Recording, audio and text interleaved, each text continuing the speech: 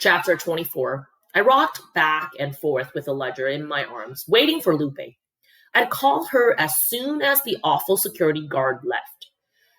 As her dad's car pulled in, the air howled of a coming storm. We have got to sneak over there and grab those lists, I said to Lupe. I couldn't wait to rip them to shreds. Lupe shook her head. She plopped down at the front desk. That won't do any good, she said. We'd get caught, and besides, the store probably already have copies. Lupe helped herself to a blank piece of white paper from the fax machine and started drawing with a pencil. Lupe was always drawing buildings, people, dogs, cats, mountains, and most of all, trees. She loved trees. Will you stop drawing? I all but shouted at her.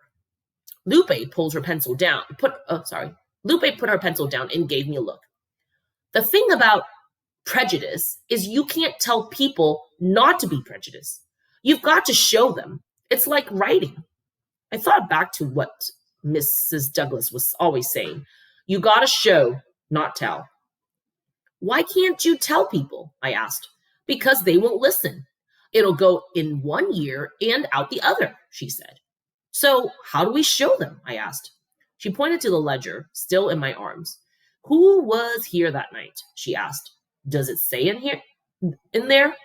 I opened up the ledger to the day the car got stolen and ran my fingers down the list of customers. There were 5 customers who left in the middle of the night. They were Peter Orviotti, Rebecca Thompson, Tommy Smith, Javier Roberto, Loretta Robinson. Next to their names, we'd copy down all their permanent address so that in case they left something, I could mail it back to them. The addresses sprawled as far south as San Diego and as far north as Sacramento. Have the police checked out these addresses? Yet? Lupe asked. I shook my head. To my knowledge, they didn't even have them. Well, what are you waiting for? Lupe asked.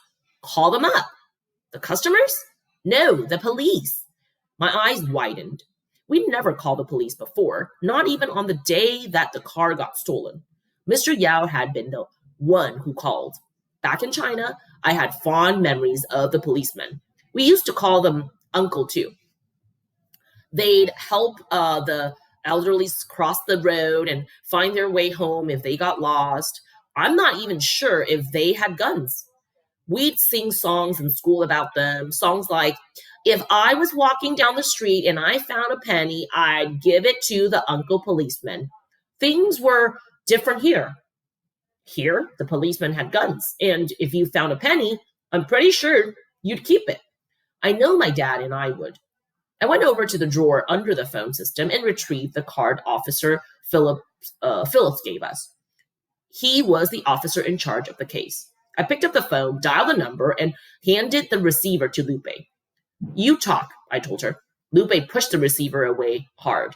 No, this is your motel. You need to talk, she said. Hesitantly, I put the receiver up to my ear.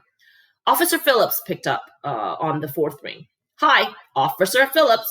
It's Mia Tang calling from the Cala Vista Motel, I said. The what? The Cala Vista. You know, the motel where the car was stolen the other day, I said. Listen, kid, I've got a lot of work to do, he said. He sounded really annoyed to hear from me. I looked at Lupe, who nudged me to go on. I just wanted to ask if you've looked into all the customers that left early that night. I have all their home addresses here. I can give them to you right now if you like, I said. Will you let us just do our job, kids? He said. We already have a strong lead. You mean Hank? I said. He didn't do it. How many times did I have to keep saying it? And by the way, did you know you guys got him fired from his job?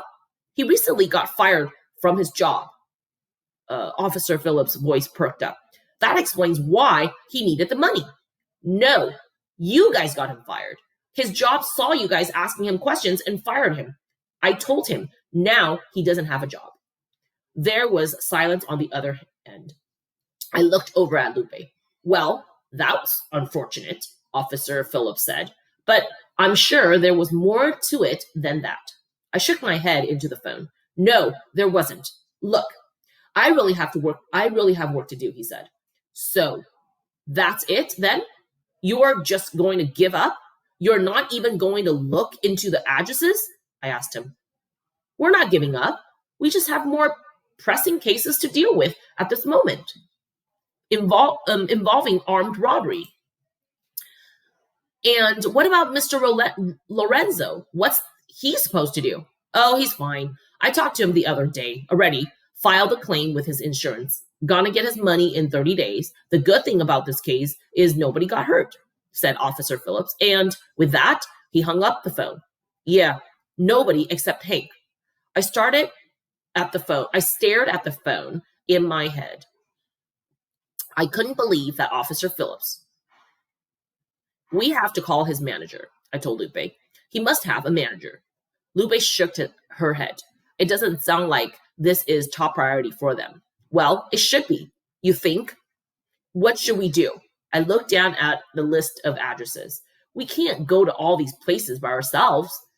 Maybe the car will turn up, Lupe said. Maybe someone will see it and put in a call.